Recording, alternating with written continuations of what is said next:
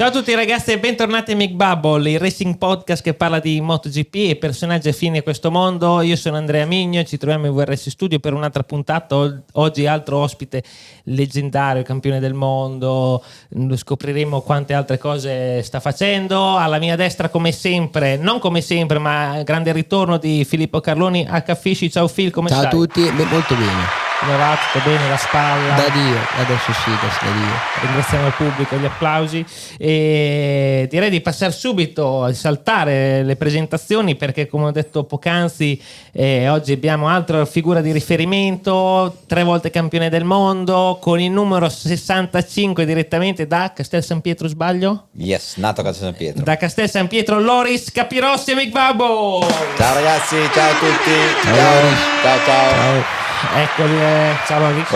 Non trattatemi troppo male, No, mi raccomando, qua che ho un po' paura di due ragazzi così, chi si siede su questi divani alla fine Programma condiscendente. Vai. È un'oretta di relax. Vai. Noi iniziamo sempre le nostre puntate con una domanda semplice ma non banale, che è: come stai, come va, cosa ci racconti attualmente, come va, come stai? Sto molto bene, sono felice, diciamo il campionato sta andando tutto sommato abbastanza bene.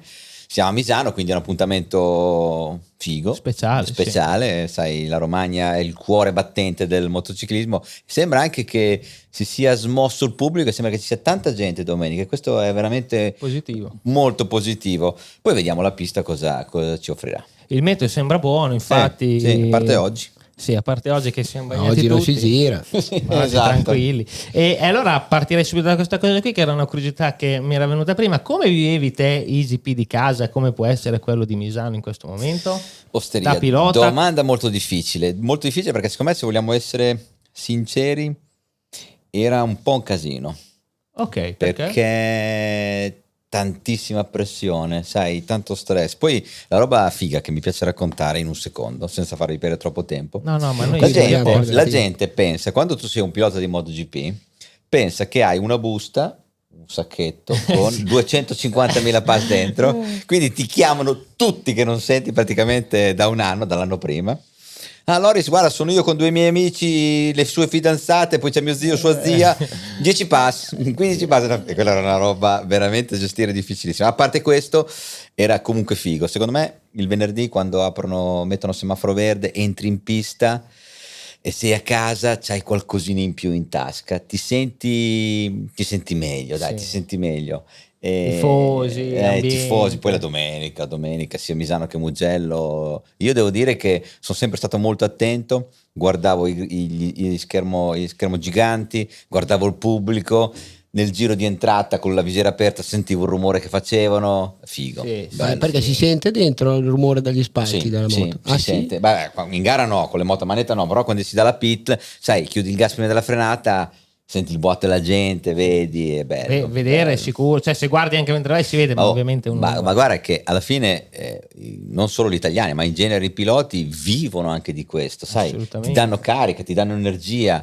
E fare il Gran Premio in Italia per me è sempre stato un'emozione. Poi anche a Imola, tra l'altro, correva, quindi proprio attaccata a casa.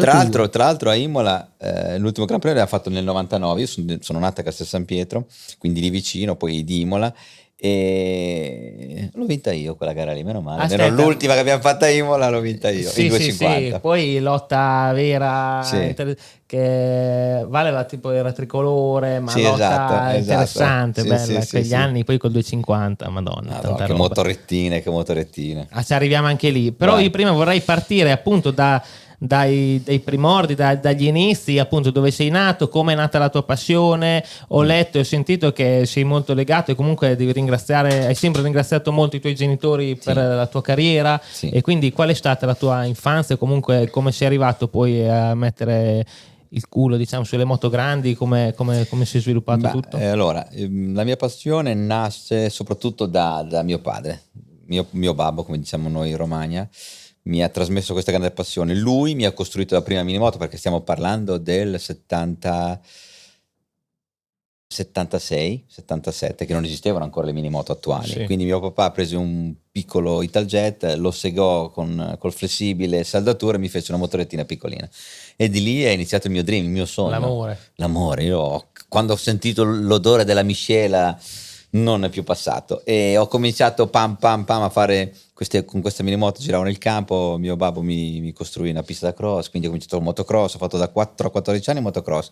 14 anni volevo cominciare a gareggiare col motocross, andai diciamo nel motoclub e mi disse no, perché l'esperienza tu devi cominciare con i mini cross, ma io giravo già col 250 nella pista mia. No, mini cross no. Mio zio che correva in velocità disse perché non provi in velocità, e quell'anno nacque proprio il trofeo monomarca Honda, perché all'epoca i trofei monomarca funzionavano di brutto, perché partivamo tutti con tra virgolette pochi soldi, perché ti compravi la moto al concessionario, la moto ti dava già il kit a disposizione con non tantissimo, e poi ti affrontavi con gli altri in pista, e quindi ho deciso di provare con la velocità. La prima volta assolutamente, i primi giri li ho fatti in un parcheggio di un supermercato, perché ero piccolino, avevo 13 anni, non potevo andare in pista, così mi sembrava abbastanza, che però nessuno mi diceva guarda vai bene, vai male. Io giravo, mi ero messo 2 birilli e giravo. Primo giorno che vado in pista, chiaramente partiamo dal presupposto che io arrivo da una famiglia umile, di persone come tante altre, cioè operai, persone normalissime, quindi non è che avevamo un budget a disposizione over the top, avevamo giusto i soldini che bastavano per provare a cominciare. Quindi moto assolutamente di serie, con il kit che ci diedero a disposizione, ma le gomme quelle che sono uscite che c'erano su, buona. Quindi arrivo alla prima gara che ho fatto a Magione vecchia, quindi c'era la corsia dei box, uscivi, facevi sinistra, destra, poi andavi nel dritto. Io faccio sinistra, destra, cado. Uscì dai box così. Cos'è sta roba qui? Perché spiovviginava, io non sapevo cos'era la pioggia o non la pioggia in pista con l'asfalto, per me era un motocross, pioveva quello. Era la prima volta in autodromo, sì, la prima volta assolutamente nella mia vita. Cado, rialzo la moto con una vergogna spaventosa, che l'ho scorticata anche, vado ai box, ho detto babbo, curvazzo, sono caduto. No, ma perché è bagnato, devi stare attento, poi vabbè. Proviamo un approccio non detto, poi niente, sono partito a manetta, e devo dire che la prima gara assoluta della mia vita ho fatto sesto, qualificandomi, tutto ho fatto sesto. Chiamo mamma a casa, mamma, oggi sono andato bene, ho fatto sesto. E lei, solo? Un'altra mazzata nella testa. Però devo dire che ho ricordi troppo fighi di quel periodo, perché mio babbo finiva di lavorare il venerdì sera, scaricavamo tutta la roba che aveva sul furgone col cassonato che utilizzava per il suo lavoro, caricavamo la nostra motorettina con 2 fascettine, una tendina sul cassone, e questa avevamo il camper, officina e camion da trasporto. Arrivavamo al circuito, scaricavamo con un asse la nostra moto, montavamo la tendina sul cassone, un fornellino per farci da mangiare e felici, e gas a manetta. Sì. Ma poi sei ho visto anche nel documentario di Guido Manzini, avevo visto, te sei anche uno dei tanti che è partito con lui, che è una leggenda a Pesaro. Guidino, grande Guidino. Il mio primo anno ho fatto esattamente il trofeo Honda, il secondo anno sono approdato con Guidino. E quando me l'hanno presentata a Pesaro, quindi il secondo anno CIV tipo campionato italiano, campionato italiano ho fatto il secondo anno, perché nacque tutto che il secondo anno nacque il trofeo Gilera Endurance 1988, quindi la Gilera, visto i risultati medi che avevo fatto, mi chiamò mi davano una moto loro, perché io non c'avevo una lira loro, noi. E praticamente poco prima dell'inizio del campionato mi dice guarda la tua moto è andata a un altro, quindi io non c'avevo più la moto, quindi cosa facciamo, cosa non facciamo? Avevo un signore di Imola che mi dava una mano, 2 sponsorini li avevamo raccimolati, e contattammo Guido Mancini. Arrivai a Pesaro nella sua officina sotto casa, sai, l'officinetta lì piccolina. Cuccia con va, disse a me, parlava fighissimo Guido. Sì. E niente, io mi trovo per la prima volta su una moto da corsa reale, era un prototipo, motore TM derivato dal Cocard, un telaio in alluminio traliccio fatto così in casa, e il primo test che feci a Misano, bellissimo, chiaramente in mezzo a tutti gli altri, perché non potevamo permetterci niente di più, e nel curvone, quando si girava alla rovescia, chiaramente Misano, quella veloce, praticamente uno che andava molto piano mi attraversa la pista così, mi porta via la ruota davanti, faccio una legnata di quelle da record e ho spaccato la moto a metà, ho rotto la moto a metà, e la mia famiglia con sacrifici, avevamo appena finito di pagare questa moto qua, e quindi ricominciamo da capo. Poi non è finita lì quell'anno lì, perché prima di partire per Vallelunga, alla gara di Vallelunga, gli prende fuoco l'officina. Ecco, questa cosa infatti volevo anche e la mia moto era dentro l'officina. Che come ne è uscita, appunto? Ne è Cioè, come uscita andata a che finire lì? chiaramente anche lui non è che viveva nell'oro, Certo. Guidino, quindi ha detto cosa facciamo, cosa non facciamo. La moto bruciata, si toglie tutto quello bruciato, si dà una pulitina al telaio con la carta vetrata, una verniciatina di grigio, sabbiata no, una pulitina e verniciatina, e si parte per la prima gara. Quindi quello è tutto l'inizio della mia carriera. Bello, comunque una volta la gavetta, diciamo così, era bella. Anche immagino che Guido sia stato il tuo primo mentore, no? Per entrare nel mondo delle moto grandi. E poi lui era veramente tecnico, mi spiegava il motore, guarda Loris, qui a Mugello facciamo una marmita un po' più lunga, però i primi giri stai attento perché con la corroborazione dobbiamo metterla a posto. Guido, io ero un bimbo, io al manetto niente, di cosa devo fare? Allora entra, fai così, però il primo giro quando arrivi in fondo spingi la levettina dell'aria per dargli l'ingrassatina, così poi io ti faccio la corroborazione e vediamo. Va bene Guido. Io passo il primo giro, carico come una bestia, la moto volava nel dritto, veramente andava forte. Chi si ricorda di tirare la levettina? Un'altra ho dato un'inchiodata e volato davanti. Però tutte queste cose qui mi hanno insegnato tantissimo, mi hanno dato, diciamo, mi hanno fatto capire cos'erano le corse. Però sono momenti belli, clamorosi, che appunto mi sembra di vedere che le ricordi nitidamente. Ma ho dato di quelle legnate, poi non mi sono fermato poi lì perché ne ho date tante altre. Certo, si vede anche, ci facevo caso, che un po' che non vedevo il mignolo da pilota. Due, tutti e due. Quello tipo in quali cadute? Allora, questo me l'ha regalato. Perché poi il mignolo da pilota come funziona? Praticamente voi aprite la mano, ma in realtà vi rimane così, tipo, vero? Esatto, così. Vedi? A causa delle cadute, dei traumi? Sì, questo qui me l'ha regalato il mio amico Norifumi Abe, Sepang, 96. Praticamente mi ha chiuso il davanti e mi è rimasta la mano sotto il manubrio, quindi mi si è mangiato tutto il dito, me l'ha ricostruito così. Questo invece me l'ha regalato Nicky Hayden a Misano al primo giro, curva 2, un altro pam, è sotto la mano. Quindi sì, perché quando rimane sotto... Poi io ho sempre avuto un difetto enorme. Se vi ricordate, io nella mia carriera ho sviluppato il guanto bombolone. Sì, sembravi un boxer praticamente, me lo ricordo. Il guanto bombolone. Chi te li faceva Alain Mesdag? No, sì, lui trattava Alain. Sì, e praticamente abbiamo studiato questo guanto perché io ho sempre avuto un vizio tremendo, cioè la mia intenzione quando cadevo non era quella di pensare a me stesso, volevo ripartire. Quindi non mollavo la moto. Quindi se tu non molli la moto ti fai del male. La prima cosa sono le mani che vanno per terra, che vanno sull'asfalto. Quindi e mi rompevo, mi sono rotto le ossa un sacco di volte. Quando abbiamo inventato questo guanto con un carbonio semirigido, con una protezione all'interno, non mi sono più rotto le mani. E quindi funzionava da Dio. Funzionava. Era bruttino da vedere. Però devo dire che all'epoca, quando correvo in Ducati, io ho fatto tante gare del vento insieme a Ducati. Tra l'altro non è una cosa bellissima fare la gara del vento, perché ti cazzo dentro un tubone che spara l'aria a manette, sta fermo, non ti muovere, faticosissimo, un freddo che non ti dico perché andavamo in Inghilterra che già è sempre freddo l'inverno, quindi immaginati cos'era stare dentro quei robi lì, vabbè. E quindi provammo anche sulla galleria questi guanti che funzionavano anche bene. Vedi? Quindi, anche la mobilità era buona. Mobilità, tu non sentivi assolutamente la differenza tra un guanto normale e quello. La mobilità era perfetta. Allora, da profano, perché non c'è stato uno sviluppo? Perché non li usa nessuno? Perché erano brutti. Ah, ok. Sai, adesso c'è il fashion, deve essere fashion la roba. Minimalista. Con le dita tutte rotte. No, le dita io preferisco la mano buona. Hai credo.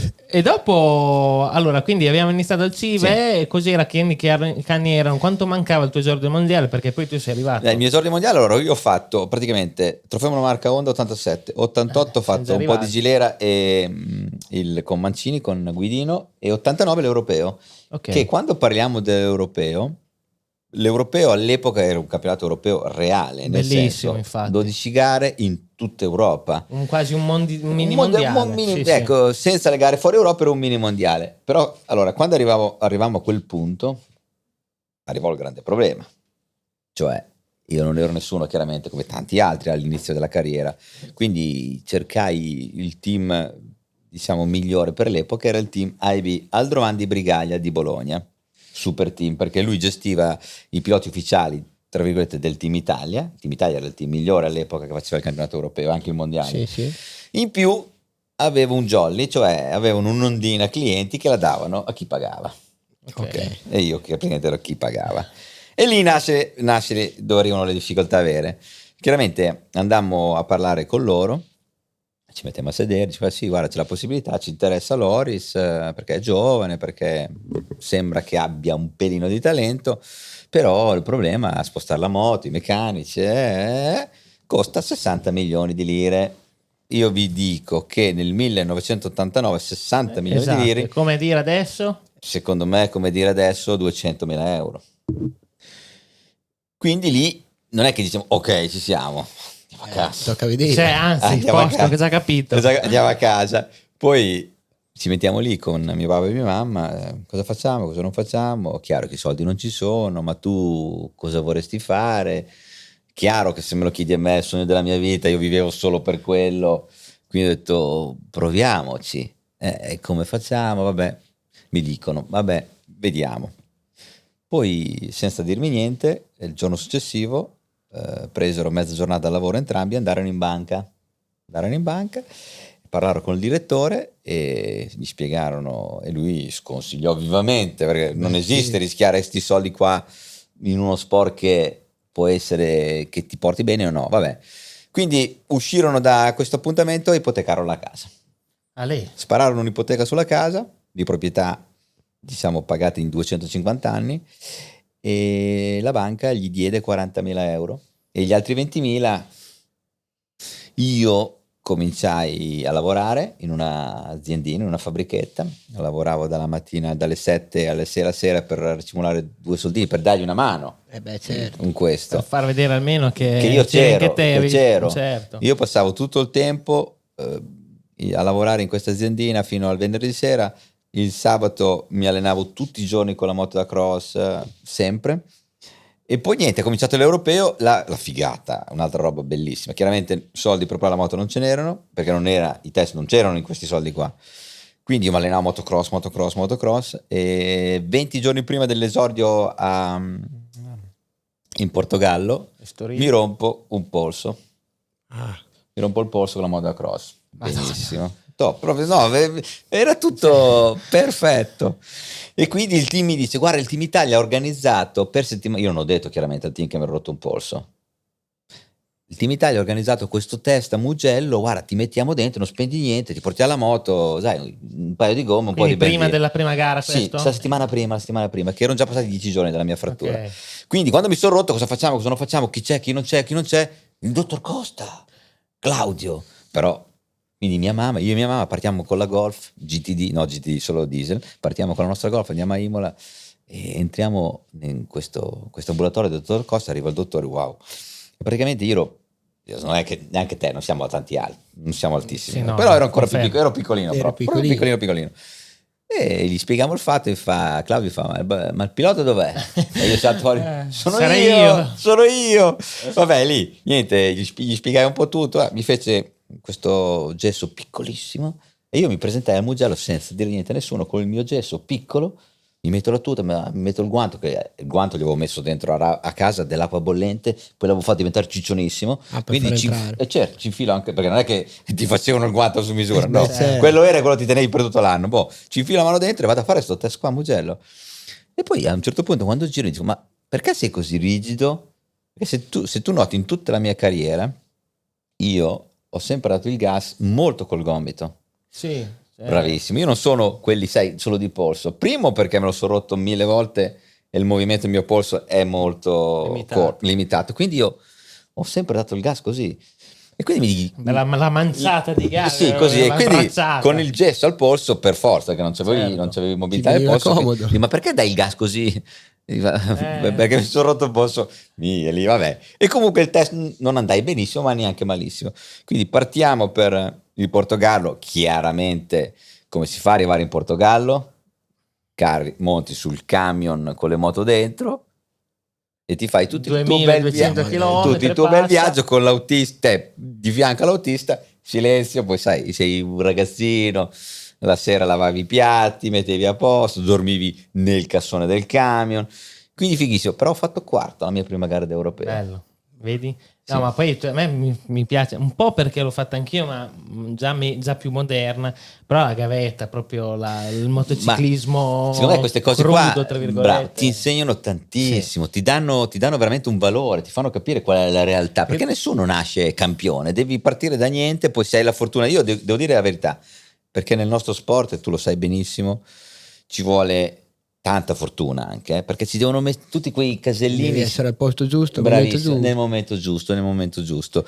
E io anche quell'anno dell'Europeo, io ho sempre avuto un difetto nella mia carriera che me lo sono parodito per tanti anni.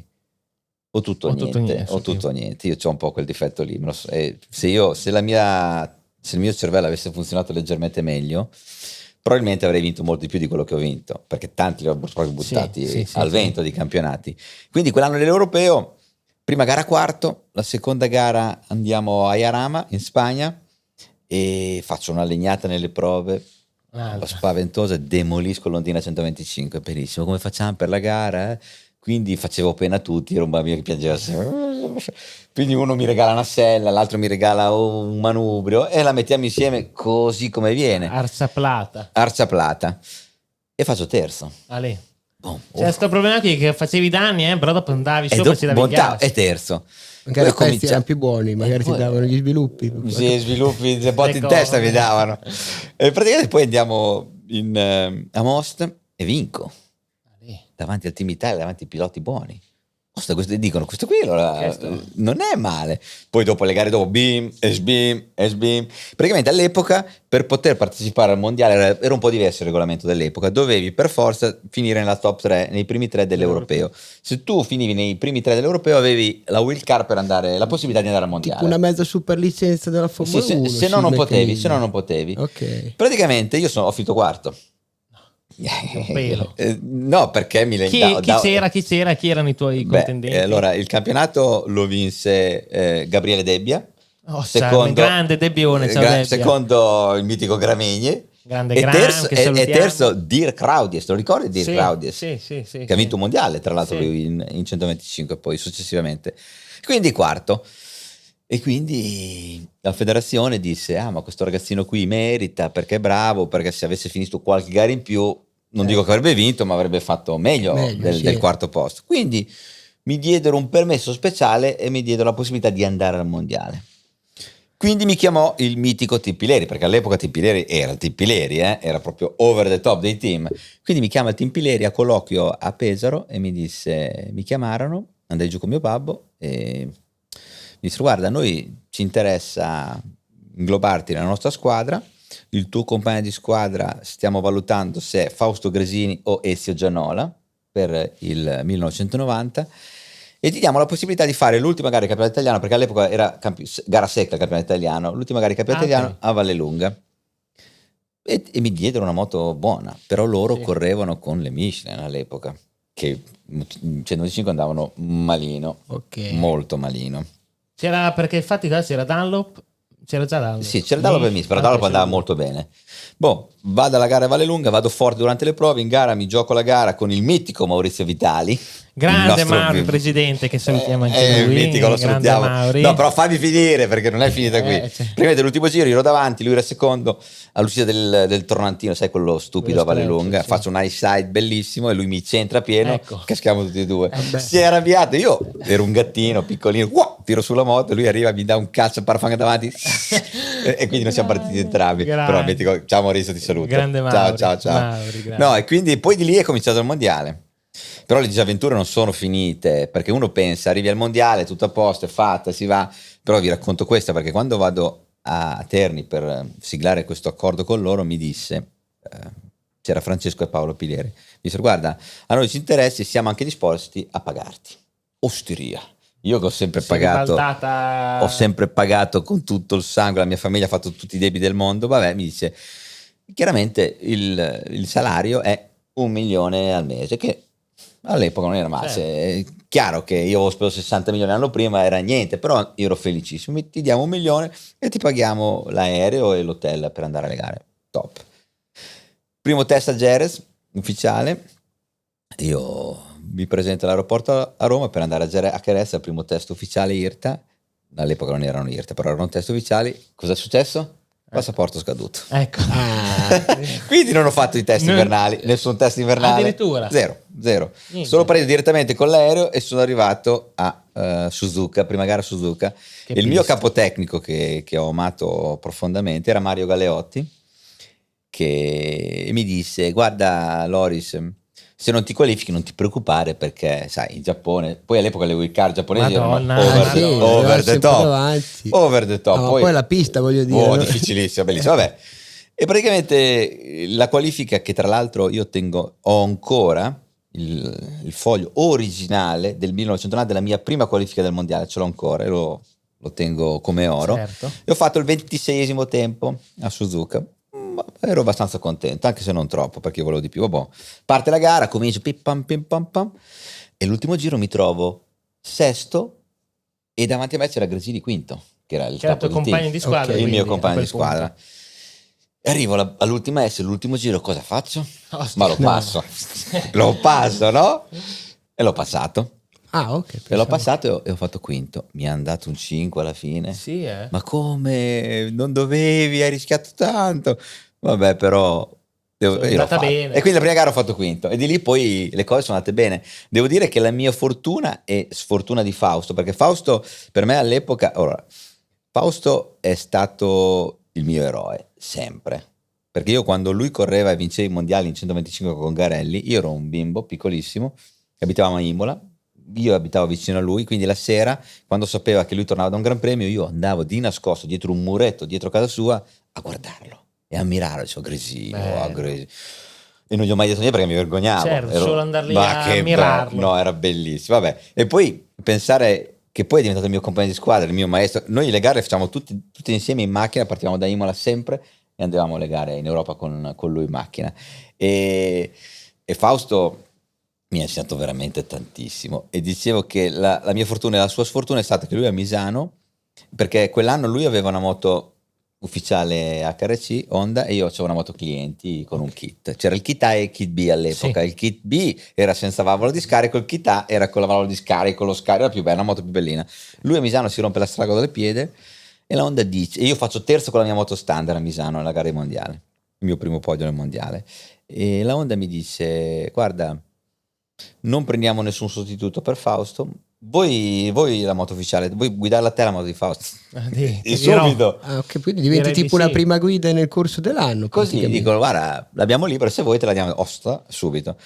E di lì ho cominciato ad andare forte, ho cominciato a vincere le gare, tutte le gare sul podio, lottavo per la vittoria, poi Fausto è tornato, abbiamo lottato insieme e di lì lui è stato veramente un vero condottiero nei miei confronti, perché è chiaro che quando poteva vincere la gara la vinceva, non è che mi faceva vincere a me, però verso la fine Ha preso anche un pugno nella testa. Hans Pan, il curvone di Filippai, gli ha dato Esatto. un crico, gli ha dato un crico sul Beh, casco. ma lì Gresini a lui, a Span o No, Hans Pan a Gresini. tu? Perché Perché lo rallentava, perché all'epoca, allora ci fu, quando io vinsi il mondiale nel 90, la mia prima gara, tutti gli italiani hanno aiutato Capirossi, ma la realtà dei fatti è che Fausto Gresini ha aiutato Capirossi, gli altri ci davano le sportellate, volevano fare la loro gara, però Filippain arrivo lì con 10 punti di vantaggio, però sai, sono quelle robe, vinci, non vinci, ho vinto, Sì, che sì, bello, sì, 17 anni, 17 160, anni, record battuto per un pensa sacco te, di tempo. 65 è il mio numero perché io ho cominciato per culo nel trofeo monomarca al 65.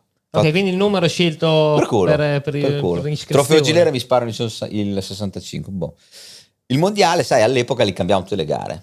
48 i numeri? e li cambiavamo tutte le gare all'epoca, sì. Nel 90 si sì. poteva cambiare così? E le gare, la prima gara che ho vinto mi ha ridato il 65 e ho vinto. Ma senza chiederlo? No, così me li davano. Così, Ah, ok. Così.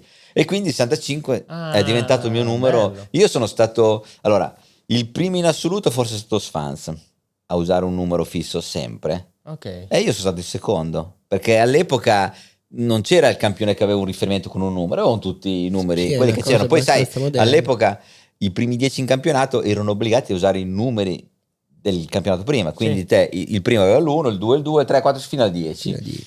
E poi le cose cambiarono e io mi affezionai a questo numero 65 che rimase forever con me, tutta la vita con me. Grande. Ma quanti sono quelli che hanno vinto all'esordio, non nella categoria, nel mondiale, tra l'altro? Lo sai che non lo so. Ma, Serve qualcun altro? Costa è stato. No, anni Costa fa. non ha vinto il primo anno. Come no, in Moto3, sì. Primo anno? Sì, quell'anno era il 21. È un'altra roba figa. Allora, 21, quando poi, 21. poi la vita cambia, si va avanti col lavoro. Io sapevo che il mio record 17 anni, 165 giorni, 165. quindi 1,65, proprio fighissimo. Torna tutto. Era un record, voglio dire, che l'ho tenuto per me per oltre 30 anni. Ho detto, qualcuno sì? mi batterà poi. Quindi cosa faccio? Essendo all'interno dell'organizzazione, cambiamo il regolamento. mettiamo l'età minima a 18. È chiaro. Però mi fregarono ugualmente perché dissero benissimo. Allora, l'età minima per partecipare a un campionato del mondo è 18 anni, però se arrivi da un Red Bull Cup, un Asian Talent Cup o un CEV, puoi venire anche a 17. Quindi a Costa arrivò a 17 anni. E ti ha fregato. No, non mi ha fregato per un giorno. Lui l'ha vinto a 17 anni, 166. Non ci credo. Quindi dopo 35 anni il record è ancora mio. Quindi ancora tu alla grande. E chi me lo frega? Chi me lo frega? Adesso me lo tengo. Dura. Questo me lo tengo almeno. Grande, vedi bella sta cosa qui. Ma poi bicampione 2 anni di sé, voglio dire, quello è impossibile proprio. No, è stato bello, quegli anni erano belli. Bello. Ma invece che l'hai citato anche, vorrei parlarne perché tu con lui appunto credo abbia avuto sempre un rapporto abbastanza profondo con il dottor Costa. Perché ho visto anche un'intervista tua dove raccontavi di una caduta a Phillip Island e dove appunto ti eri fatto male del polmone, però appunto volevo sapere come era il rapporto con il dottor Costa, che comunque era venerato da molti piloti e cioè vi metteva a parte che leggermente, fortunatamente ho avuto a che farci anch'io perché mi ero rotto un braccio a scuola prima di una gara però come era appunto il rapporto, la magia che diciamo che vi trasmetteva il dottor Costa, qual era questa cosa speciale? Puro amore. Io ieri sera ero a casa sua, ero con lui, io vado sempre a trovarlo, ci sentiamo sempre. Claudio è stato per me una figura molto importante, perché sai, il nostro sport è uno sport comunque che abbiamo il rischio è molto alto, certo. È molto facile farsi male, però quando tu sai che al tuo fianco hai una persona che ti fa sentire, fammi dire questa parola, invincibile. È una forza grande. È una forza grande. Claudio, io tutte le volte che mi sono fatto male, che sono state parecchie, la prima domanda che gli facevo, io voglio tornare a correre, quando posso tornare in moto? E lui mi diceva, dipende da te, anche domani. Io ho corso delle gare anche con la 500, quella più figa è stata Assen nel 2000, dove faccio la pole, quindi partivo con la pole position. Mattina warm up, sai, in Olanda il tempo è sempre un po' birichino, fa 2 goccioline e all'epoca in 500 la differenza tra i top e quelli un po' più dietro era abbastanza grande, c'erano anche 3 secondi di differenza. Quindi durante il warm up io parto carico, comincio a spingere, poi mi trovo uno molto più lento di me, quindi dico passo all'esterno e vado su una chiassa bagnata, quindi faccio ai side e mi fratturo, diciamo, 2 ossa nella mano del gas. Vado in clinica mobile e dico Claudio, voglio correre perché mi sentivo bene, la moto andava bene, sai, sono quei weekend che ti senti tutto. Poi i miei pretendenti erano tutti molto forti, quindi voglio dire, proviamo. Tocca star lì e pensarci bene. Vabbè, mi dice vabbè, andiamo in clinica mobile, mi mette a posto le fratture scomposte della mano, però mi dice guarda, c'è solo un piccolo problema. Ma quindi tra warm up e gara? Sì, warm up e gara. Mi dice c'è un piccolo problema, non posso darti io l'abilità per poter correre, ma devi passare dal medico locale, dal CMO locale. Va bene, andiamo. Allora entro dentro questo gabbiottino del centro medico in Olanda e mi trovo davanti, che ancora lo vedo tra l'altro, sai come sono in Olanda le persone, un numerone di 2 metri con delle mani che erano 7-8 volte le mie e mi dice signor Capirossi, come sta? Non benissimo. So che si è fatto male alla mano, no, sto bene, non ho nessun tipo di problema. Ok, mi faccia 10 flessioni. Io sì, faccio 10 flessioni. Come sta? Benissimo. No, sto bene. Mi prende la mano e mi fa crack così. Come sta? Bene, tutto bene. Le lacrime che mi vengono giù dagli occhi, va benissimo.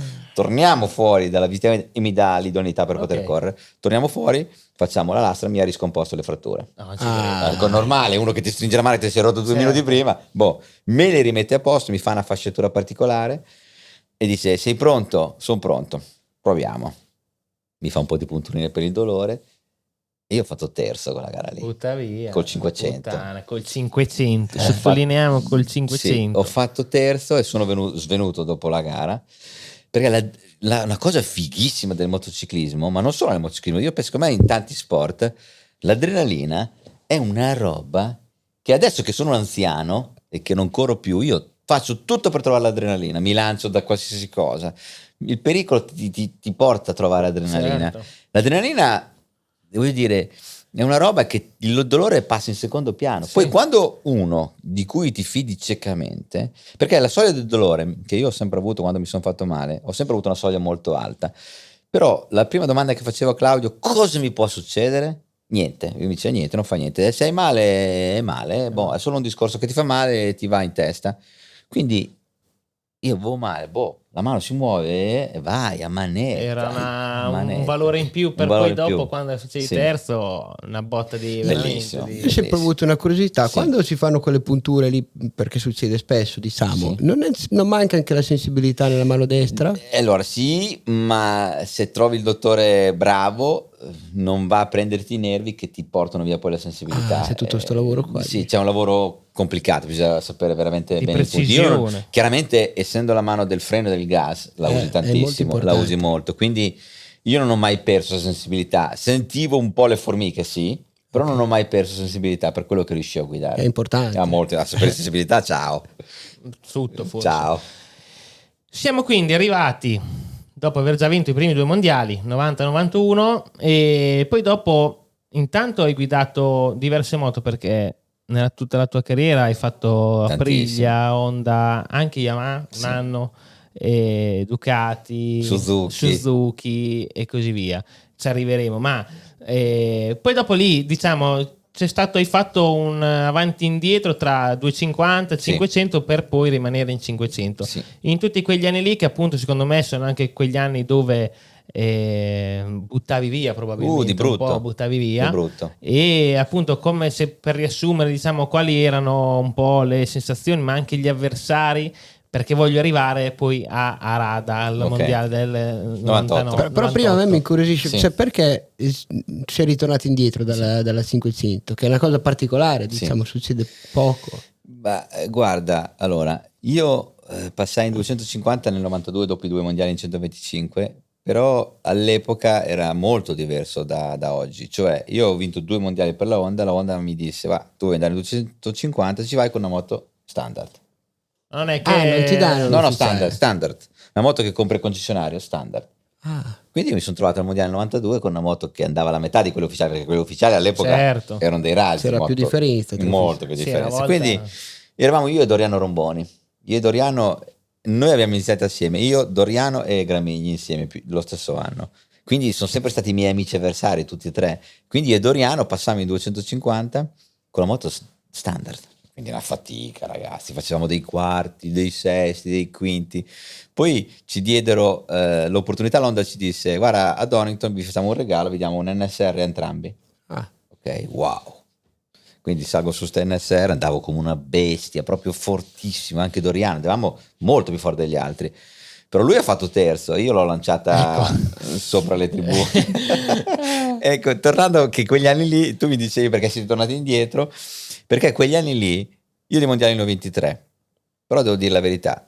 Allora, diciamo che sono felice di quello che ho fatto, se potessi cambiare le cose non le cambierei, tanto alla fine mi ha dato molto questo sport qua. Però col senno di poi, 93 l'ho buttato via, perché era mio. 94 l'ho buttato via. Però ripercorriamo anche chi li vinti, che io non mi ricordo tutto. 93 l'ha vinto Arada.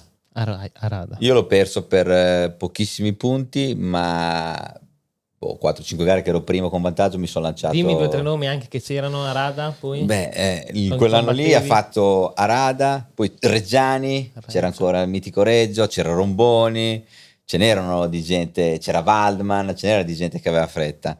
Aveva fretta, sì. E praticamente quei 2 anni l'ho sassati via. 93-94. Sono stati via proprio con un filo di gas, perché anche io mi sono trovato praticamente a 17 anni, quasi 18, con un campionato del mondo, 18-2, Quindi non dico, che mi ero montato la testa, però sai che te siamo romagnoli noi. Sì, sburè. L'Emilia Romagna è un paese, ragazzi, all'epoca, ragazzi, gli anni 90 le discoteche in Riviera, voi non c'eravate neanche probabilmente, ma venivano veramente da fuori per venire qua. Poi ero già a Capirossi all'epoca, quindi arrivavo giù, privé, parcheggio la macchina dentro, via. Quindi ho fatto un po' di casino quando ero giovane, ho fatto un po' di casino. E quindi 2 o 3 mondiali l'ho passati così al vento. Boh. Poi praticamente vado in 500, ma ero veramente giovane quando sono stato in 500 al primo anno con la Honda. Faccio il primo test a Jerez, il curvone Jerez, la pista del layout era uguale a quello che abbiamo adesso, però il curvone di dietro prima del rampino c'era il muro a 1 metro. Quindi io dopo 5 giri mi risveglio all'ospedale di Cadiz. Già fatto il test perfetto con la 500. Esordito. E lì il mio esordio è cominciato bene. Però ancora, che figata quelle moto. Ma come andavano forte, ma veramente belle da guidare. Però quelle 500 lì erano ancora, diciamo, il range di utilizzo era molto piccolino, anche se andavano veramente bene già. E quindi ho fatto il primo anno 500 facendo l'ultima gara al podio a Barcellona. E poi passai in Yamaha l'anno successivo. Perché infatti quell'anno Yamaha è singolare? È semplice, si arriva al dunque con una facilità enorme. Perché il main sponsor era Philip Morris, Marlboro, e Marlboro non era mai stata legata a Honda negli anni, è sempre stato un main sponsor di Yamaha. E quindi mi forzò, disse guarda, l'unica soluzione è andare di là. E quindi io da ragazzino, perché se parliamo del 95-96, non so quanti anni avevo, ma ne avevo pochi. Sì, adesso non sono bravo. Ne avrò avuti 23, 24, così. E praticamente mi sono trasferito in America, perché io correvo nel team Rennie. Mi sono trasferito in California, a casa di Wayne, perché lui arrivava 2 anni prima, si era fatto male, l'incidente proprio qui a Misano. E quindi mi trasferì da lui. Ma per quanto tempo? 1 anno quindi? Sono stato praticamente da novembre fino a aprile che iniziava il campionato a casa sua. Tutto il precampionato? Tutto il precampionato, quindi mi allenavo come un matto, sai, dirt track, la mentalità degli americani, mi allenavo con Baba Schobert, con tanti ex campioni, fighissimo, era bellissimo. Infatti è bello, è stata una bellissima esperienza di vita. A parte che mi faceva anche cucinare, perché gli italiani si sa che sanno cucinare bene, quindi facevo i piatti, la pasta e via. E poi quell'anno la Yamaha si rompeva tanto, io ho rotto secondo me 12-13 gare, ho avuto problemi con il motore. Una vittoria l'hai fatta. L'ultima gara a Phillip Island, grazie al regalo di Alex Crivillier che sorpassa la penultima curva Mick Doohan, io ero terzo dietro di loro vanno fuori, io vinco. Poi famoso, sì. E io vinco la mia prima gara. E poi lì ci fu la Priglia mi voleva far tornare in 250, quindi trovavamo l'accordo e decisi di tornare in 250 per cercare di vincere quel mondiale che non avevo mai vinto. 97 è stato l'anno mio ritorno in 250 più buio della mia carriera, nel senso, come mai? Non andavo piano, però la moto si rompeva, ho fatto podi e ero veramente triste perché per portarmi in 250 mi offrirono tecnicamente tutto il supporto, poi alla fine il supporto non c'era realmente. Però era ufficiale il team, no? Sì, era ufficiale, ero in squadra con Tetsuya. Che c'era te a Rada in 250, in 125, Valentino, Vale, che ha vinto il mondiale quell'anno lì. Sì, ma poi c'era io mi ricordo che era un team di 4-5, c'era solo Vale lì? Vale era con Noccioli. Dirà chi c'era, non c'era... Perugini. Ok. Perugini. Mi ricordo che era un nucleo di e praticamente a Indonesia 1997 parlo con Carlo Pernat, all'epoca manager di Aprilia, e gli dissi: Carletto, io sono stanco, le cose non vanno come volevo, abbiamo 3 anni di contratto, perché avevo fatto 3 anni di contratto all'epoca con loro, mi ritiro, smetto di correre. Così? Proprio buio. No, proprio dico smetto di correre perché non mi diverto, perché ma non devi, ma sei matto, di qua, di là, guarda io ti brigo, ti do il team migliore per il prossimo anno, ti faccio una squadra per te. No Carletto, guarda, no, ti do Brassi e ti faccio correre con Brassi. Aspetta un attimo, Brassi. Quando se veniva fuori il nome di Brassi ho detto Osta Brassi, va bene. Che se ci sente ci tengo veramente a salutare, spero di vedere presto, grande Rox. Ti voglio bene. E praticamente, perché Rossano tutte le volte che ci finiva una gara veniva e diceva ci proprio breve, ci breve, dice sempre così lui e lo amavo Rossano. E perché mi disse Carletto, va ti do Rossano per la 250, ci penso, va bene. Poi cosa successe? Chiaramente Valentino all'epoca, al suo esordio, arriva in 125, vince 125, chiaramente dice io ho fatto un anno brutto, diciamo, dice io in 250, che lui passò in 250 l'anno successivo, voglio Rossano Brazzi. E quindi a chi lo danno Rossano Brazzi? A Valentino Rossi, giustamente. E quindi Carletto venne da me, no, sai Loris, sai Valentino, ma non ti preoccupare, Rossano, te ne do uno migliore di lui, sai com'è Carletto era il numero uno, è ancora il numero uno. E dice ti do Noccioli, però alla fine Noccioli, Mauro aveva appena vinto il mondiale con Vale, perché Vale correva con Mauro, ho detto va bene, parto con Mauro. E quell'anno lì, dove volevi arrivare te, alla fine del 98, fu un bel anno perché fecimo un sacco di belle lotte con Vale, con Tetsuya. Eravate voi tre eravamo sempre noi che ce la giocavamo. E niente, all'ultima gara siamo arrivati in Argentina nel 1998, adesso siamo nel 2025, quindi stiamo parlando di 27 anni fa. E ancora mi rompono tutti le balle, tutte le volte che succede qualcosa, ma te Loris là, sempre. E quindi anche te, se anche voi siete arrivati qua. Dacci la tua versione. No, io due cose ti volevo chiedere. Una, vabbè, la tua versione ovviamente, e l'altra, visto che adesso lavori nella Steward Panel, se ti saresti penalizzato, capito? No, io no, vedi che non le sai le cose. Io non lavoro negli Steward Panel, non c'entra niente. Allora, la direzione gara funziona così. La direzione gara, che io faccio parte della direzione gara, siamo 3 membri e gestiamo le gare. Gli Steward Panel sono in un ufficio separato dal nostro, sono 3 persone attualmente distaccate da noi e decidono loro, quindi non decidono metti che lavorassi negli Steward Panel. Ti mettiamo alle strette. Allora, guarda, Bella, partiamo dal presupposto che Tetsuya Arada, noi abbiamo un legame oggi. Ecco, esatto, questa che poi è forse la cosa più importante. Com'è adesso appunto il rapporto con il nostro Tetsuya? rapporto è top. Tetsuya vive ancora a Monte Carlo, ci vediamo, lui diciamo viaggia tra Giappone e Monte Carlo perché in Giappone lavora, anche in Giappone è direttore di testate di giornali, quindi si dà da fare anche lui, poi fa corsi, fa tante robe legate anche alle moto. Tutte le volte che a Monaco, quindi minimo una volta /2 al mese, siamo a pranzo, a cena, o lui a casa mia o io a casa sua. Abbiamo un rapporto fighissimo. Lui, se tu pensi, lui è un super pilota col suo stile pulito, bravissimo, però gli ho insegnato io la meccanica. Lui non ha mai messo le moto sulla moto. Un giorno mi fa: Loris, compriamo 2 scramble per andare in giro. Va bene, chiamo Ducati, guarda, vogliamo comprare, io e Tetsuya vogliamo comprare 2 scramble, veniamo giù col furgone mio, le carichiamo e ci portiamo via. Andiamo in Ducati insieme, ci compriamo 2 moto, ci torniamo a casa e poi lui dice: cosa facciamo? Le mettiamo un po' a posto? Ho detto sì. Cosa vuoi fare?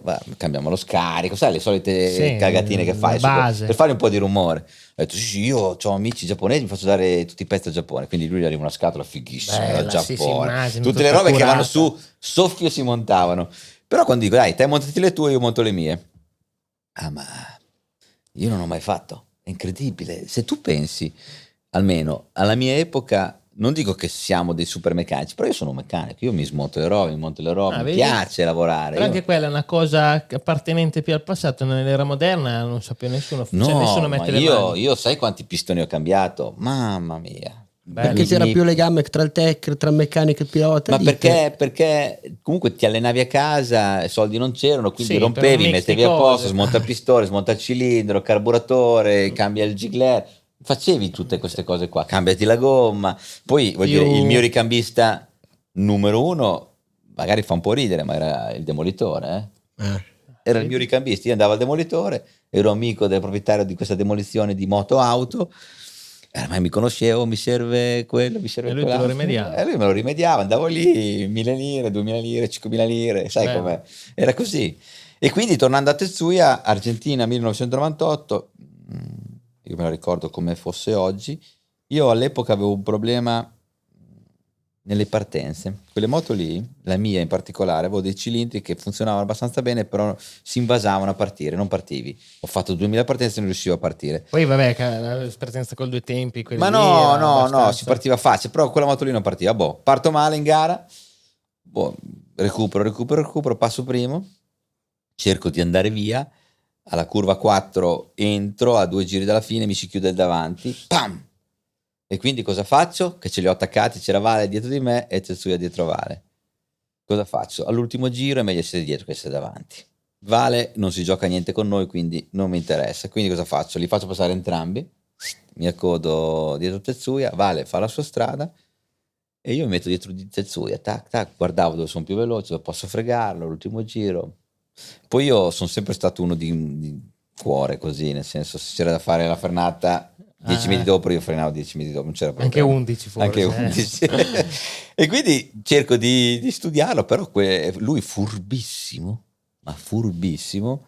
Praticamente l'ultima parte andava piano, io ero molto veloce di lui, l'ultimo giro. Ha fatto non era lui. Vedi, bello, non era lui, è andato fortissimo, quindi ho perso anche un pelino nell'ultima parte. Poi arriviamo alla penultima curva.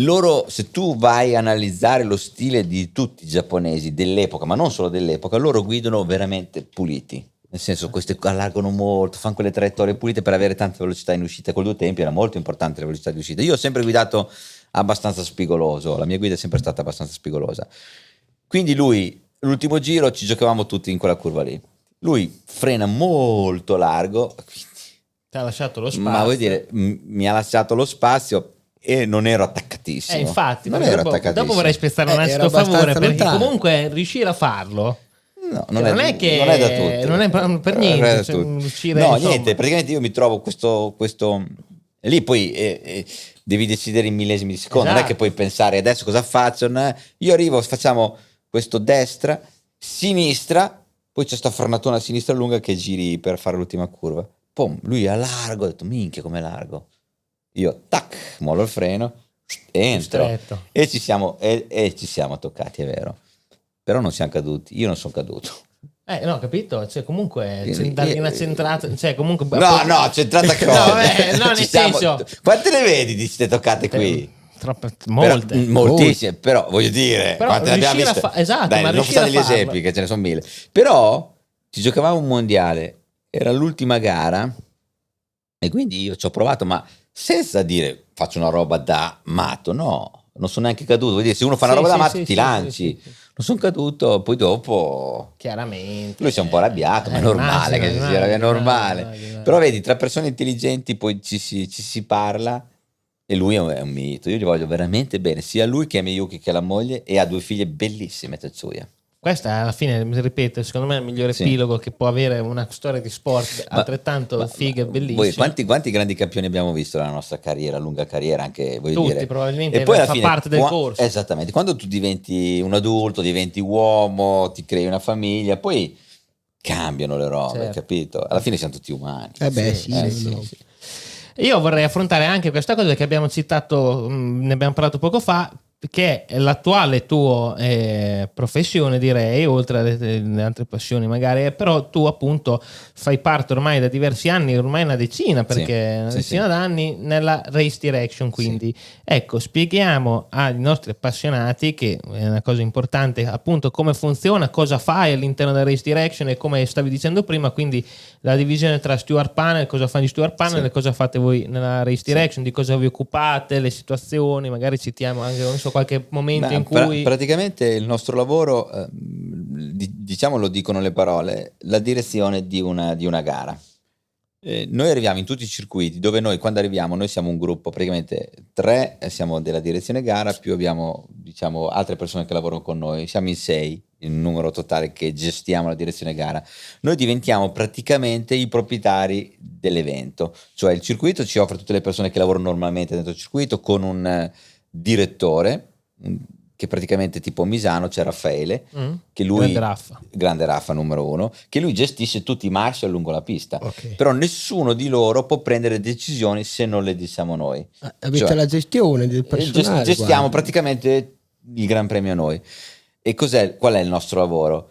Cercare di capire, per dire, succede un incidente, dobbiamo mettere la bandiera rossa, non dobbiamo mettere la bandiera rossa, c'è pista sporca, una moto a perso olio. Le bandiere, noi abbiamo un computer dove gestiamo anche tutte le bandiere luminose. Come sai, negli anni sono cambiate. Sì. Prima c'erano le bandiere normali, Sì. adesso le stiamo eliminando quasi tutte. Abbiamo i pannelli luminosi. Quindi tutti i Marshall, il capo Marshall di ogni postazione c'ha un pannello tipo un iPad, Sì, che... dove lui gestisce le bandiere, cioè lui vede la caduta, quindi dice bam, Al bandiera posto per gialla, sventolare premo un dice, bottone. bandiera gialla perché il pilota è fuori pista, il pilota in pista, bandiera doppia gialla, lampeggiante, così i piloti sanno già quello che succede. Poi noi, se vediamo che ha messo la bandiera gialla perché si è sbagliato, ha spinto, noi tac, la disinseriamo subito dalla direzione gara. Noi le gestiamo autonomamente. Poi quando ci sono la bandiera rossa, le decidiamo noi. Per dire, succede un incidente, bandiera rossa, pam, bottone e mettiamo bandiera rossa. Mentre prima, scusa, piccola curiosità mia, prima con le bandiere invece come funzionava? Funzionava che il direttore gara del posto, certo, ma ancora tutto funziona con le radio, Ok. il centro nevralgico, cioè la direzione gara, il direttore gara del circuito è collegato con tutti i capi Marshall e gli dice tutto quello che devono fare. Poi mettiamo che succede un incidente, cioè bandiera rossa, quindi io e Tom Alfonso usciamo con la macchina veloce, andiamo sul posto, vediamo le condizioni della pista e i Marshall non possono fare niente se non gli diciamo fai quello, metti il filler, pulisci, nessuno può fare niente se non arriviamo noi. Non si tocca senza nessuno tuo. Niente. Noi arriviamo e diciamo ok, guarda, controllo, sì, c'è un po' d'olio, metti un po' di filler, fai questo, fai quello, prendi 2 blower, soffia via. Boh. Quando vediamo che le condizioni è, diciamo ok, si può partire fra 5 minuti e torniamo in direzione gara. Questo più o meno è il lavoro della direzione gara, però tante volte dove subentra la complicazione, perché siamo noi che diciamo ok, partiamo, però tante volte sai tipo te che ci hai fatto un disastro a Motteghi un po' di anni fa, bellissimo, lo dice lui, noi ci hai fatto diventare matti. Io l'ho fatto per i miei amici che dovevano guardare la casa dell'Italia, era troppo presto, alle 4 e 5 ho detto ve lo dico io cosa ha fatto il MIG, ci ha fatto circa 2,5 km d'olio sotto la pioggia, che vi assicuro pulire l'olio sotto la pioggia peggio perché è tremendo. Non c'era la bandiera col disco arancio, ma lì il disco in testa bisogna no, allora, io dico cosa è successo. Praticamente esco dai box, primo FP, no, era warm up, esco dai box bagnato, esco dalla 1 in Giappone e ho detto madonna, non c'è tanto grip su sto bagnato perché già stavo perdendo olio, però io non mi accorgevo, la moto andava vado giù la 3 la 4, quando vengo giù per venire da 5 arrivo in frenata e mi si spegne, ho detto non stavo in piedi infatti mi si spegne, mi fermo, guardo vedo anche nella pancia sotto la rimette in moto, no, vedo anche che c'era del liquido sotto, ho detto lì per lì ho detto era l'acqua che avevo raccolto però dopo invece l'ho rimessa in moto, ho fatto un'altra da 5 alla 6, però il problema è che dall'uscita dai box appunto alla 6 era mezza pista praticamente. Ci ha fatto un disastro. Io ho mortificato tutte le categorie posticipate. Ma ha fatto un disastro, una roba. Sì. Numero 1, il più bravo di tutti è stato lui. Lui è stato, e di lì abbiamo cominciato a lavorare sui sistemi elettronici, cioè adesso arriva sul cruscotto del pilota bandiera, per dire arriva la bandiera nera con l'orange e dice guarda vuol dire che devi fermare, poi c'è il tuo numero. Adesso devo dire che sono abbastanza bravi. Adesso riuscire, sbagliarne è veramente difficile perché appunto no, adesso poi la roba che mi piace raccontare al pubblico a casa che non sa, la roba figa della direzione gara, tanto tu ci sarai capitato in una direzione gara, noi abbiamo tutto sotto controllo al 100%. Perché non ci sono solo tutte le telecamere a circuito chiuso di un circuito, che ne può avere 30, 35, 40. In più ne abbiamo un'altra trentina delle nostre, che montiamo noi il mercoledì. Ok, una roba ulteriore. Che noi controlliamo tutto. Poi noi abbiamo un sistema, nella mia postazione io ho un sistema dove posso fare quello che voglio, cioè io devo vedere alle 9.35 cosa è successo alla curva 6. Io vado col mio coso e io vado alle 9.35 alla curva 6 e vedo cosa è successo, ma anche un giorno indietro. Io posso andare dove voglio, vedere quello che voglio. Quindi la cosa figa, quando cosa succede? Come per tornare al discorso degli steward, non siamo noi che prendiamo decisioni sulle penalizzazioni, su tante robe. Però cosa succede? Tante volte il pilota mi scrive un WhatsApp, mi dice guarda Loris, là, e dico noi vediamo tutto, quindi è inutile che uno dica no, non è vero, ok, senza cercare che non ci sia punti secchi. Adesso la realtà dei fatti è che la direzione gara ha un controllo veramente A a 360 360 gradi su tutti i punti di vista. Ogni sessione Interessante. tocca star lì sul pezzo, proprio come Noi fosse sì. un regista praticamente. Noi siamo, io arrivo alla mattina, noi solitamente arriviamo in circuito alle 7 tutte le mattine, alle 7 facciamo il primo giro di ispezione per controllare che sia tutto sotto controllo, specialmente se il giorno prima abbiamo chiesto delle piccole modifiche. Poi mediamente alle 8 abbiamo l'ispezione di pista, contiamo tutti i marshal, tutte le postazioni, vediamo se le bandiere sono giuste, facciamo le prove delle bandiere luminose, chiediamo noi metti la gialla, metti la nera, metti la rossa per vedere se tutto funziona e poi parte la sessione di Moto3. Questo lo facciamo sempre in tutti i Gran Premi. È vero che dal di fuori può sembrare tutto semplice, ma vi assicuro che l'organizzazione che c'è di dietro a far funzionare una roba grossa come la nostra Immagino. è molto complicata. E poi tutta cose che succedono al momento, devi risolvere al momento, è tutta cosa express. Un'altra roba difficile che la direzione della gara deve decidere quando piove forte.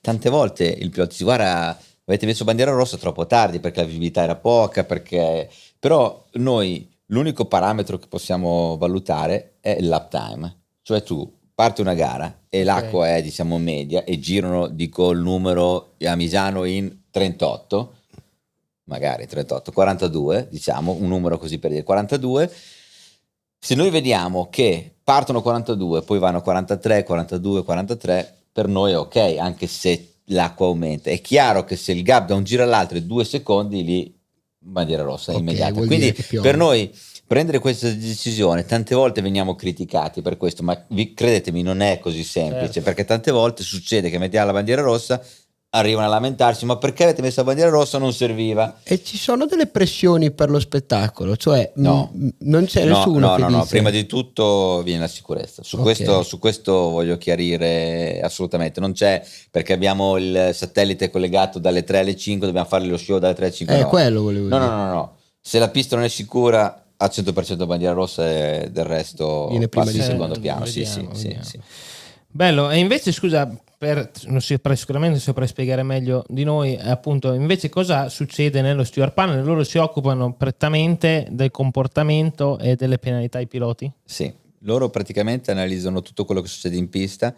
Negli ultimi anni sono stati molto più rigidi per i slow sector, in italiano come si dice? Settore lento. Perché cosa succede? Specialmente nelle categorie piccoline, pur di trovare la scia, tutti vanno pianino, aspettano l'altro, però creano pericolo. E adesso sotto quel punto di vista hanno spinto molto e devo dire che le cose stanno migliorando molto. C'è ancora qualcuno che fa il furbo, però viene penalizzato. Poi decidono, adesso... alla prima volta ti danno un warning, la seconda volta ti danno una fila, la terza 2 file, poi puoi partire anche con 2 long lap o partire addirittura dal box. E loro decidono, magari c'è un sorpasso pericoloso. Io quello che dico, il nostro comunque non deve essere per forza uno sport di contatto, però può succedere che sia uno sport di contatto. Secondo me ci sono anche dei contatti. È chiaro che se uno arriva da 10 posizioni indietro, fai una frenata che non si ferma neanche Superman e c'entri uno, è normale che devi essere penalizzato, però il contatto tu freni un po' dopo, ti tocchi con uno, anche se perdi una posizione l'altro, secondo me ci può stare. Però anche il loro lavoro, perché inizialmente lo gestiva la direzione gara questo tipo di lavoro, ma tanti anni fa. E però cosa succedeva? Che noi dobbiamo avere un buon rapporto con tutti i piloti. Quando tu cominci a penalizzarne qualcuno, il rapporto si inclina, ma è normale che sia così, perché comunque ognuno esprime le proprie ragioni, però tu comandi, quindi purtroppo devi ascoltare quello che dice quello sopra di te. E quindi è stato deciso di cambiare, perché il nostro lavoro con i piloti, devo dire che attualmente è ottimo, abbiamo un'ottima relazione perché riceviamo sempre chiamate, perché non ci occupiamo solo della sicurezza della pista, ma ci occupiamo anche di tutto quello che c'è intorno. Come sai, io, Vale e Junior abbiamo creato la Safety Commission. Ecco, questo volevo arrivare anche a questo punto qui. Quando è nata la Safety Commission? Come? La Safety Commission è nata... allora, prima c'è sempre stato Franco Uncini, che era un po', diciamo, delegato dei piloti per la sicurezza, che ha fatto un lavoro egregio in tutti gli anni. Nel 2003, dopo l'incidente di Daijiro Kato a Suzuka, dove purtroppo perse la vita, io, Vale e Junior, Kenny Roberts Junior, creiamo la Safety Commission. Ma devo dire che questa Safety Commission è stata creata anche perché, diciamo, Dorna sono stati benvenuti nel creare questa. E noi da quel momento lì, cioè parliamo del 2003 a oggi, tutti i weekend, il venerdì alle 5:45 abbiamo la Safety Commission, dove discutiamo con tutti i piloti sono sono i benvenuti in questa una volta safety. sono andato anche Sì. Che mi ricordo che mi hai detto, Loris, ma posso venire anche quelli di Moto3? Certo che puoi venire, chi vuole può venire. Tipo un'assemblea sulla sicurezza. Ma no, lì si parla del circuito attuale. Sì. Chiaramente noi cosa facciamo?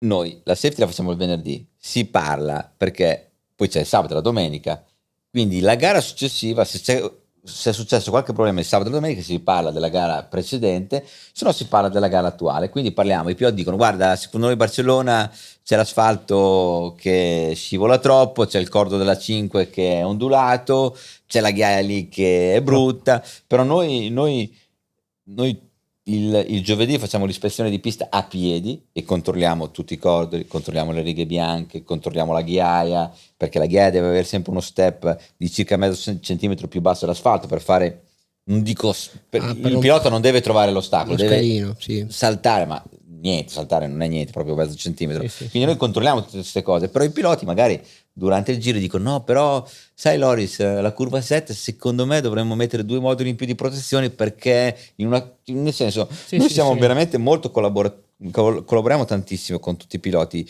e in questi anni a partire dal 2003 abbiamo fatto cose egregie.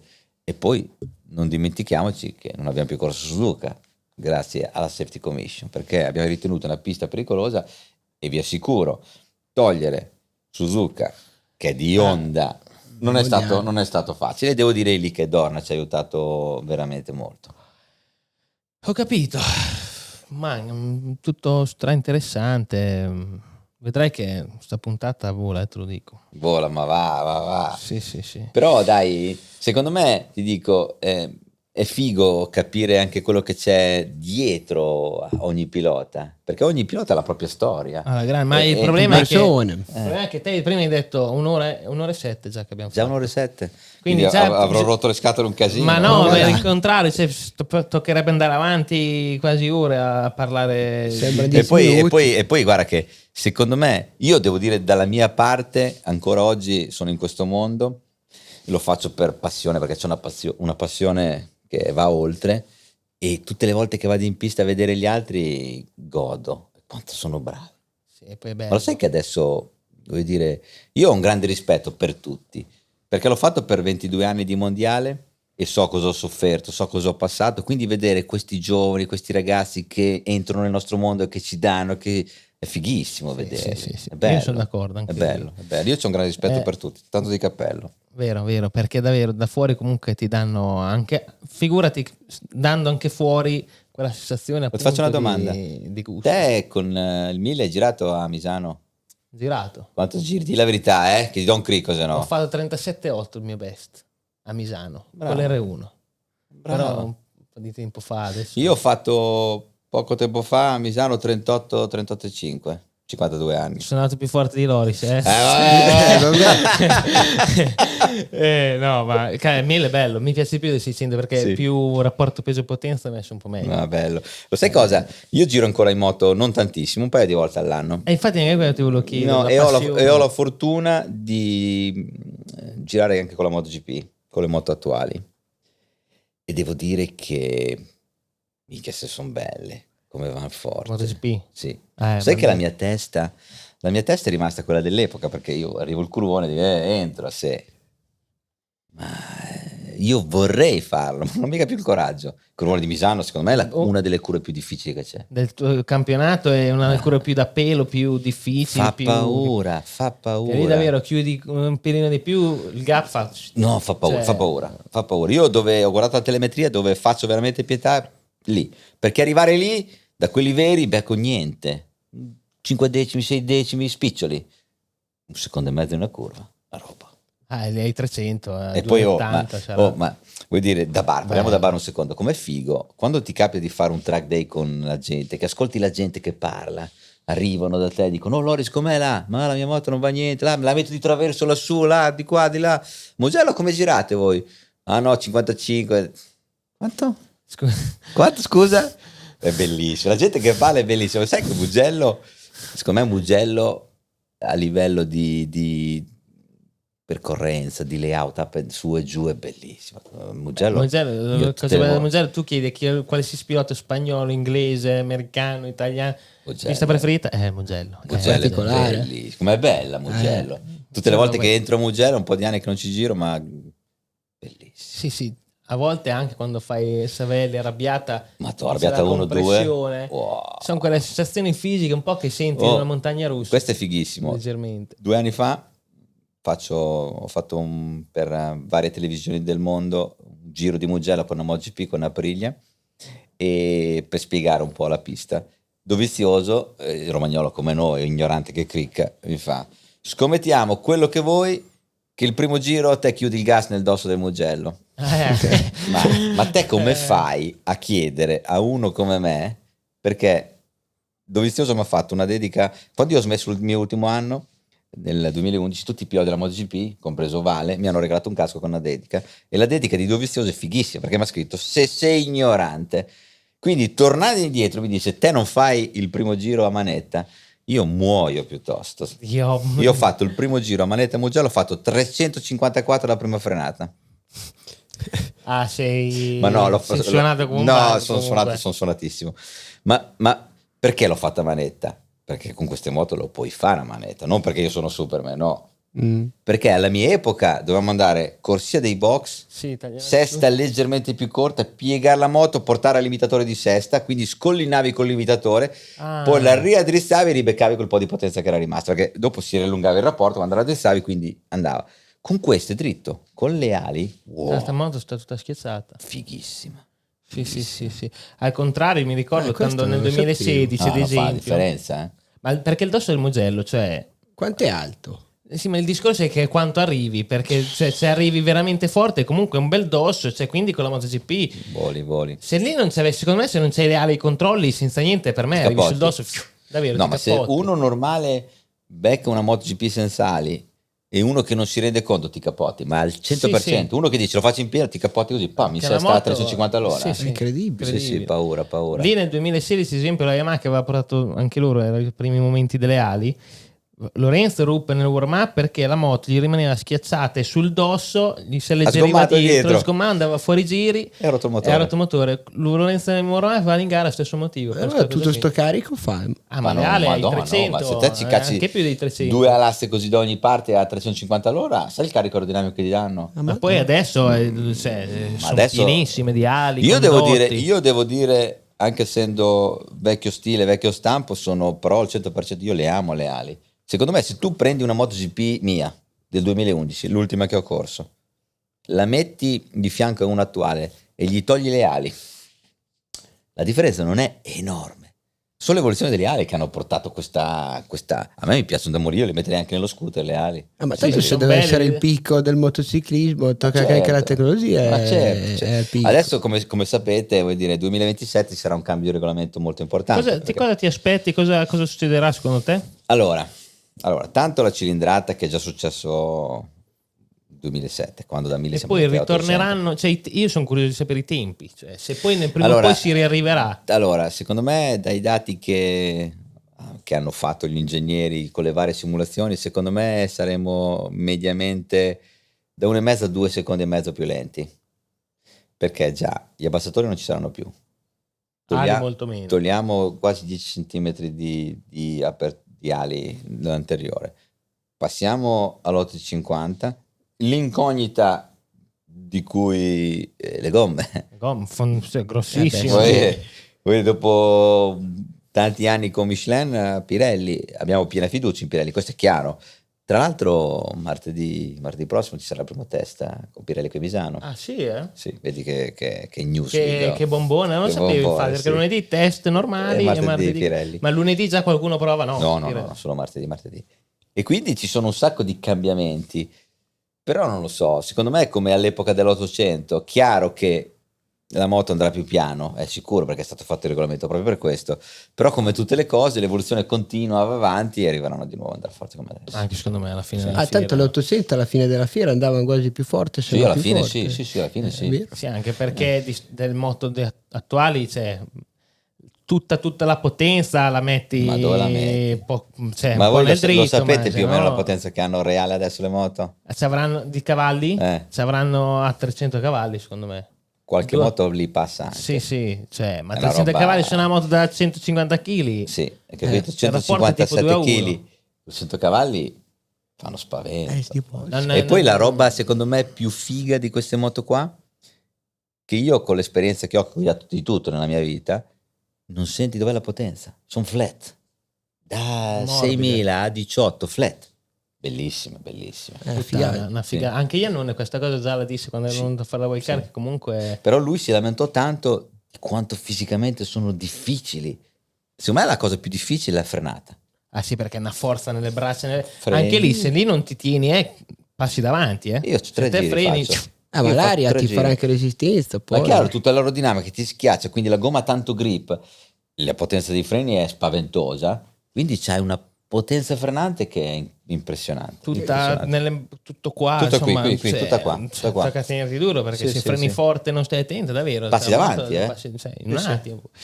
Io ho una curiosità off topic. Se te hai fatto il primo anno di MotoGP, se non no, sicuramente col 500 hai fatto anche bene, tra l'altro. Ma lì com'era correre contro i 1000? Qual era la differenza che riscontravi contro gli avversari? Era stressantissimo, perché noi eravamo molto più veloci in curva, ma ci squagliavano nel dritto. E cosa succede? Quando tu nel dritto ti danno un secondo, poi hai voglia di tornare a prenderlo, passarlo, perché il dritto riarriva un'altra volta, acceleravano di più e andavano molto più forte, perché il motore era molto più lineare. Però cosa succede? Quando eravamo in piste abbastanza guidate, io ho fatto 2 podi quell'anno col 500 contro i 1000. E però è stato duro quell'anno lì. Cambia molto anche sul punto, secondo me, lo stile di guida. Tipo quando vai a girare con gli stradali che magari c'hanno il 1000, te ne curve più fuori, dopo perché sorpassare in gara come fai? Impossibile. Poi vuol dire, non è che dici sorpasso cicogna, devo sorpassare Valentino Rossi, vuol dire, capito? Devi sorpassare gente che va veramente forte, e quindi è stato un anno abbastanza difficile, però mi sono divertito. Io Loris, guarda, le ultime 2 curiosità. Una è abbiamo belle fatto, perché il tempo stringe e ti ringraziamo, perché è una figata secondo me. Io vorrei chiederti com'era la Ducati la Ducati vera del 2003 al 2006, diciamo, perché da fuori già solo il rumore, ma comunque anche come moto mi sembrava bella raw, direbbero in inglese, comunque bella cruda, bella, insomma, allora, non tanto sofisticata, nel senso, era un boiler, ecco, perché io mi sono fatto a Mugello un ostione di 3° grado nella coscia della gamba in gara, perdeva olio come una vecchia 500, quindi io tutte le volte che uscivo dai box la prima cosa che facevo, guardavo lo stivale sinistro, entravi tranquillo, lo stivale sinistro, facevi fatica ad andare dritto, perché io mi ricordo il primo test che ho fatto a Valencia nel 2002, ho cambiato 5 telai, non perché li rompevo, perché non andava dritta la moto, così. Madonna. Aveva potenza, sai, il telaio di traliccio era difficile, poi lì parlare di telaio, c'era il traliccio anteriore, il motore portante e il forcellone, quindi si piegava così la moto. Però io arrivavo da 500, è la prima volta nella mia vita che guidavo un motore 4 tempi, quindi mi sembrava una figata della Madonna. Che poi nel futuro, poi dopo quando ne guardate altre ce n'erano forse migliori di quella a livello di erogazione, però andava forte. Io mi sono divertito quell'anno. La cosa fighissima di quella moto lì, io decidevo che volevo fare un traverso, facevo un traverso, perché era talmente lunga e aveva la potenza strana che io puntavo il piede sulla pedana, e la mettevo di traverso. Era bella moto. Mi sono tolto un sacco di soddisfazioni con quella. Calcola che la prima gara del mondiale abbiamo fatto podio, e il primo test invernali dove si venceva la BMW ho fatto il miglior tempo. Bello, quella volta era bellissimo. Nel 2006 poi hai anche rischiato di vincere il mondiale. Quello è un altro di quelli che grazie. Forse il più nitido nella MotoGP? Quello lì devo dire che io sono arrivato a Barcellona oltre metà campionato in testa al mondiale. Poi Barcellona, non so se vi ricordate cosa è successo, e mi hanno tolto per 2 gare, non ho corso 2 gare, perché Barcellona mi sono fatto male, la gara dopo avevo 2 costole rotte, non ho fatto niente, che era il weekend successivo, poi piano piano però l'ho perso per 20... Sì. Vabbè, uguale, va bene uguale. Vabbè, no, ma tanto non si può fare niente. Prima della chiusura vorrei vedere, siccome ho visto che ne hai anche parlato, sei uno smanettone, cosa fai adesso come hobby? Diciamo, sei comunque appassionato, sei sempre le mani in pasta nei motori, la prossima sfida la facciamo con l'ovale. Allora, ti spiego. Siccome io sono un old time, mi piacciono le robe vecchie, ho preso un ovale 190 GP2. Ok.